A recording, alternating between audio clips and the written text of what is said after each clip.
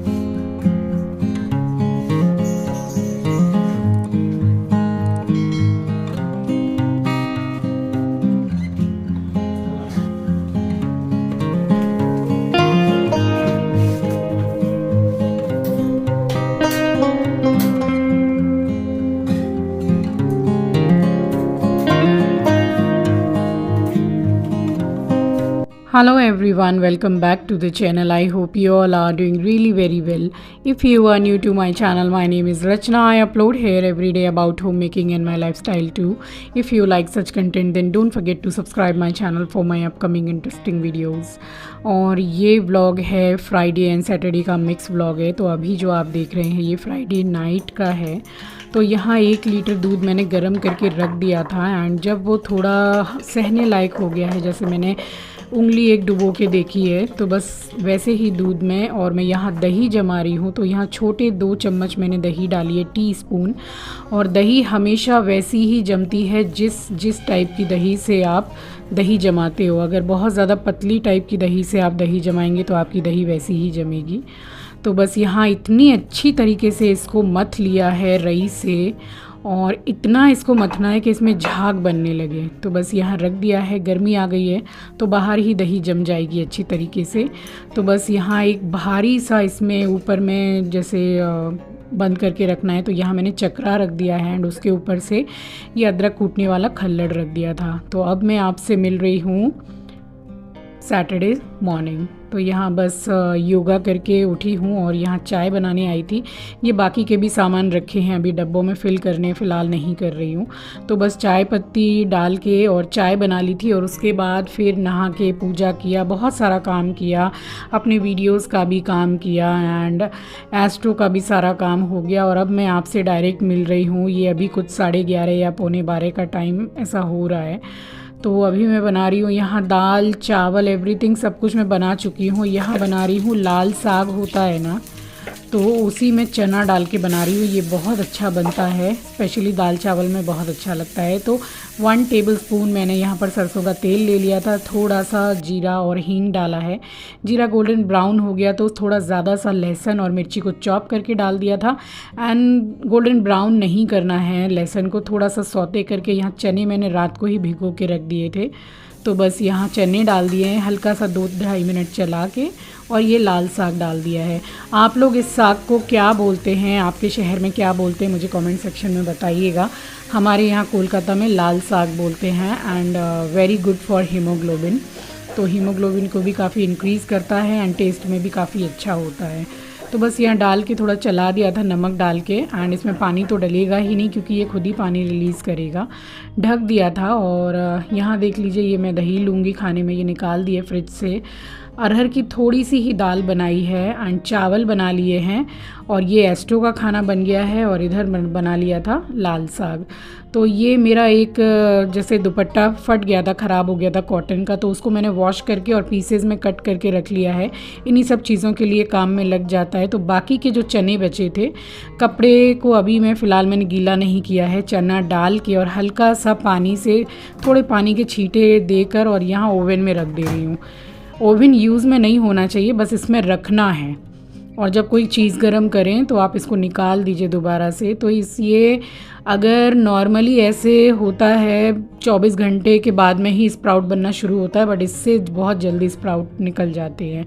तो वो रख दिया था एंड यहाँ पर देखिए साग का पानी पूरा सूख गया है, तो ये भी बन के रेडी हो गया है। और इसके बाद अब तैयारी करूँगी गुजिया बनाने की। अभी दोपहर के 3 बजने में 5 मिनट बाकी है। अब जा रही हूँ जो गुजिया बनाऊंगी। मावा गुजिया की रेसिपी पहले भी मैं दे चुकी हूँ और आपको डिस्क्रिप्शन बॉक्स में लिंक भी मिल जाएगा। इस होली बनाई नहीं थी, ऐसा मन भी नहीं कर रहा था। फिर मम्मी ने बोला कि होली निकल गई, बनाया नहीं, तो सोच रही हूँ बनाई लूँ। मावा भी ला के रखा हुआ है, तो जा रही हूँ उसकी स्टफिंग पूरी रेडी करके फिर मम्मी को कॉल करूँगी, तो वो लोग आके साथ में बनवा देंगे, तो बहुत जल्दी बन जाएगी। तो अभी फ़िलहाल जा रही हूँ, 3 बजने में 5 मिनट बाकी है। पहले स्टफिंग रेडी कर लेती हूँ।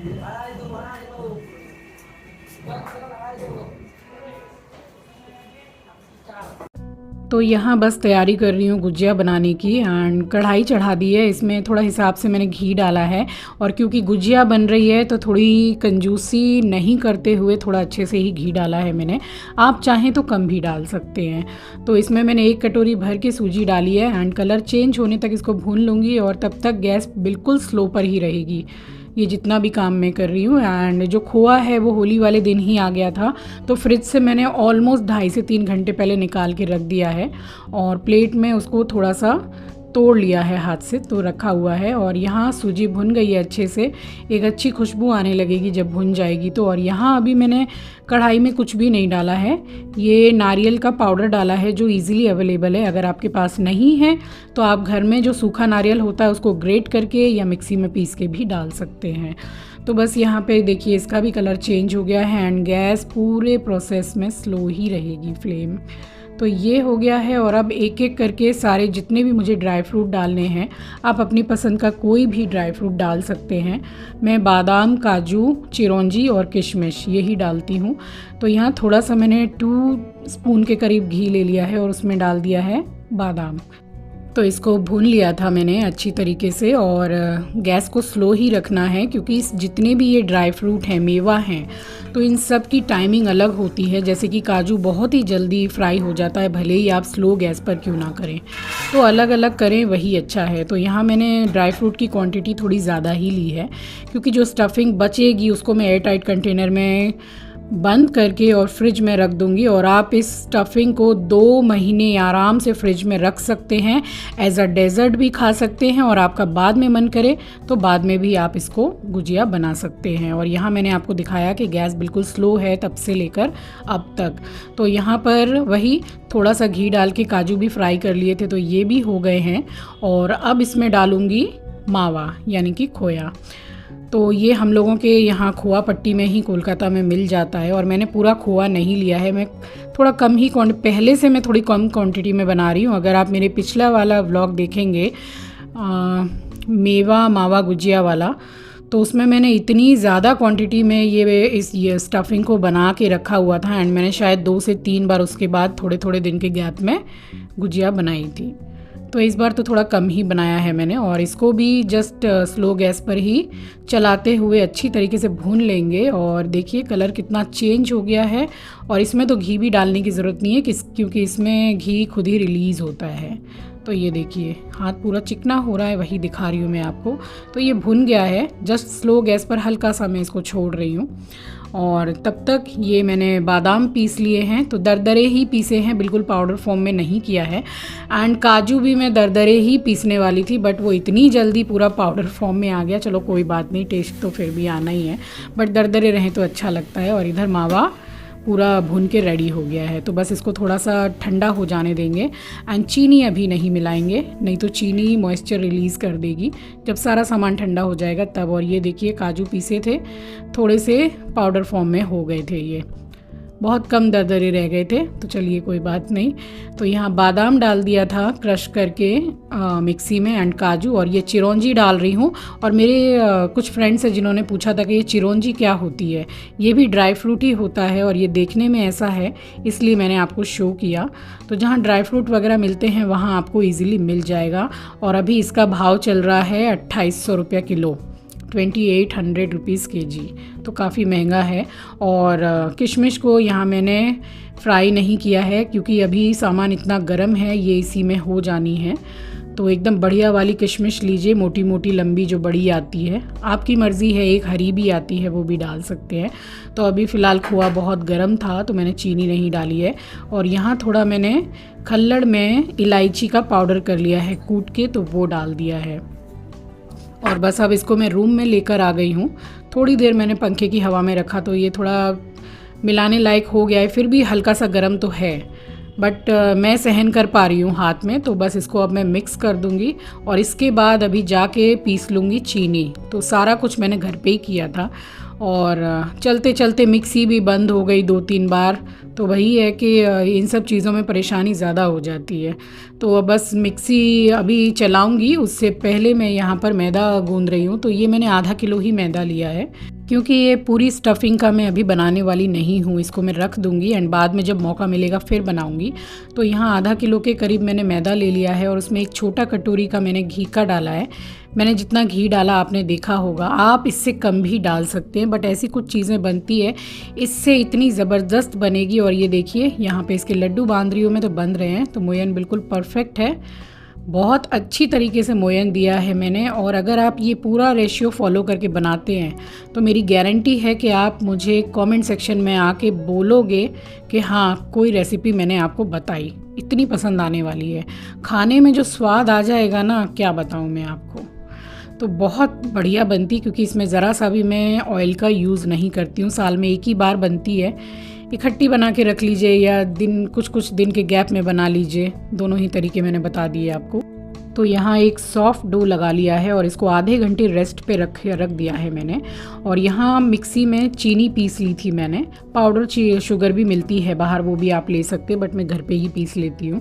तो सबसे पहले अपने अंदाज से आप कम ही चीनी मिलाइए। उसके बाद एक स्पून से थोड़ा सा स्टफिंग को लेके आप टेस्ट कर लीजिए, क्योंकि मीठा आप अपने टेस्ट के अकॉर्डिंग ही डालिए। तो यहाँ पर कम से कम 1.5 जार इसकी चीनी लग गई थी, क्योंकि स्टफिंग भी थोड़ी थोड़ी करके बढ़ ही गई है। बादाम है, काजू है, खोआ है, चीनी है, सूजी और नारियल पाउडर, तो सब कुछ डाला है, तो वो स्टफिंग तो बढ़ ही जाती है। तो बस यहाँ पर फिर मम्मी आ गए थे, अभी मम्मी को आए हुए कम से कम आधा घंटा हो गया है। तो हर साल मैं अकेले ही बनाती हूँ, और जो गुजिया बनाते हैं अपने घर में तो उनको पता है कि ये अकेले आदमी के बस की बात नहीं होती है। लेकिन मैं क्या बताऊं गाइस, 3 साल से मैं अकेली ही बना रही थी। और फर्स्ट साल जो मैंने बनाना स्टार्ट किया था, मेरा मतलब बोलते ना हलवा टाइट, वो हो गया था मेहनत कर कर के, हालत ख़राब। बना तो ली थी जैसे तैसे करके, मगर जैसे मैं लेटी हूँ बनाने के बाद में रात में साफ़ सफाई करके जब मैं लेटी हूँ तो मुझे होश नहीं, मैं इतना ज़्यादा थक गई थी। तो ये वाकई में अकेले आदमी के बस की बात नहीं है।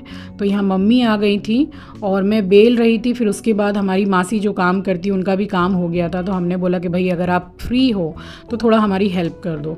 तो फिर उन्होंने बैठ के बेला और फिर मैंने फिर सेका है, फ्राई किया है, और मम्मी भर रही थी बैठ के। तो 3 लोग लग गए, 3 लोगों की मेहनत लगी, तो इतनी जल्दी बना है कि क्या बताऊं।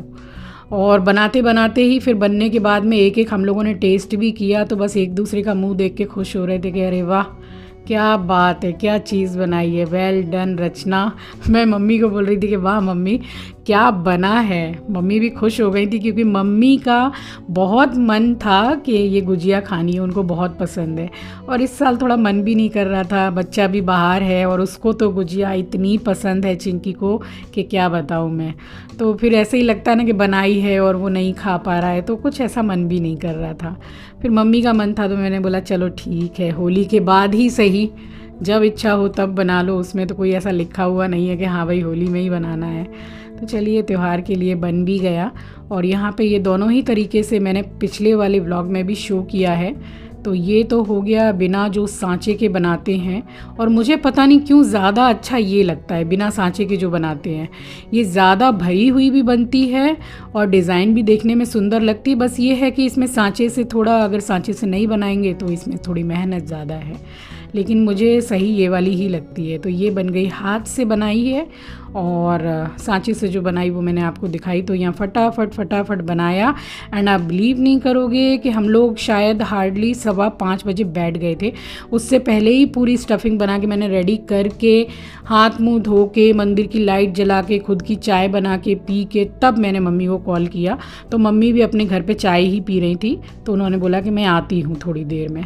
तो हमने 5:15 बजे तक स्टार्ट कर दिया था एंड 6:15 बजे तक आप बिलीव नहीं करोगे गुजिया बन के रेडी हो गई थी। और बाद में थोड़ी बहुत हल्की सी बच गई थी, तो वो तो होता ही है कि इतनी मेहनत वाला जो काम रहता है तो फिर वो थोड़ी देर तो लगी जाती है फ्राई करने में, क्योंकि फुल गैस पर तो करते नहीं हैं। और यहाँ मासी बेल रही थी फटाफट, मम्मी भर रही थी और मैं ले जा के सेक रही थी। और जैसे भी मुझे थोड़ा बीच बीच में टाइम मिल रहा था तो मैं भी आके भर रही थी, तो इसलिए फिर जल्दी भी हो गया। तो यहाँ चढ़ा दी थी कढ़ाई और अब डाला है इसमें ढेर सारा घी, और ये पतंजलि का गाय का घी है और घी में ही बनाते हैं हम लोग। आप चाहें तो घी तेल दोनों मिक्स करके बना सकते हैं, और आप ज़्यादा क्वांटिटी में ऑयल भी ले सकते हैं, उसमें 2-3 चम्मच घी डाल दीजिए तो टेस्ट वैसे भी आ जाता है। बट हाँ, प्योर घी में अगर आप इस तरीके से बनाएंगे तो वो टेस्ट उसमें नहीं आएगा, वो टेस्ट तो सिर्फ इसी में ही आएगा। तो मीडियम टू लो गैस पर इसी तरीके से करके एक एक बैच मैंने सेक लिया था। एंड पेशेंस की ज़रूरत तो पड़ती ही है इसमें, क्योंकि इन सब चीज़ों को बनाने में पेशेंस चाहिए, मगर बन के भी जब तैयार होती है तो ज़बरदस्त तैयार होती है। ये देखिए, एक मैं आपको तोड़ के दिखा देती हूँ।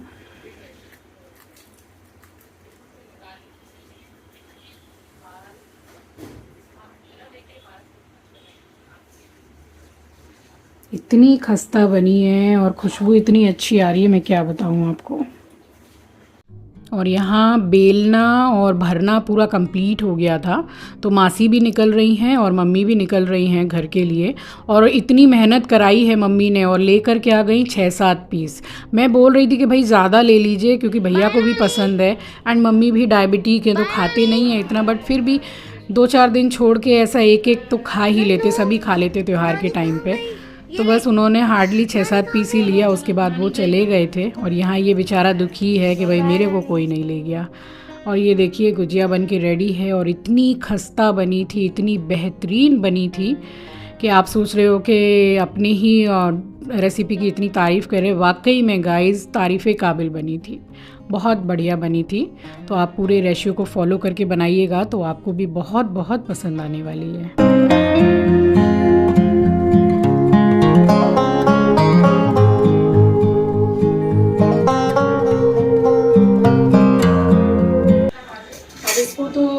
सेकने में थोड़ा समय लगता है, बिल्कुल मीडियम टू लो गैस पे मैं सेक रही हूँ इसको। एंड खुशबू इतनी अच्छी आ रही है, अरोमा इतना अच्छा आ रहा है कि वो मैं ही महसूस कर पा रही हूँ। बहुत अच्छे बने हैं। और यहाँ जो निकाले थे 2-4 तो खाने में भी निकल गए डोलते डोलते, और काफ़ी अच्छे बने हैं। और आपको डिस्क्रिप्शन बॉक्स में भी जो पिछली वाली जो मावा मेवा गुजिया है उसकी भी आपको लिंक वहीं पे मिल जाएगी। तो बस यहाँ तो थोड़ा टाइम लगेगा। एंड ये 1 प्लेट है और अभी शायद 1 से 2 प्लेट और हैं। सिर्फ आधा किलो मैदा मैंने गूंदा था क्योंकि अभी इतनी कैपेसिटी नहीं है बनाने की, और बाकी स्टफिंग उठा के रख दूँगी। तो बस अभी इसको सेकने में थोड़ा टाइम लगेगा। तो चलिए, इसी के साथ आ गई हूँ इस वीडियो के एंड पर। और होली में देती हूँ गुजिया की रेसिपी, बट मेरी पहले दी हुई है, इसलिए अब होली के बाद बना ली, कोई बात नहीं, जब मन करे तब बनाइए। तो मिलती हूँ आपसे नेक्स्ट वीडियो में। नए हैं तो सब्सक्राइब कर लीजिएगा, शेयर करना मत भूलिएगा। अपना ख्याल रखिए, अपनों का ख्याल रखिए। Thanks for watching guys, love you, take care, bye bye.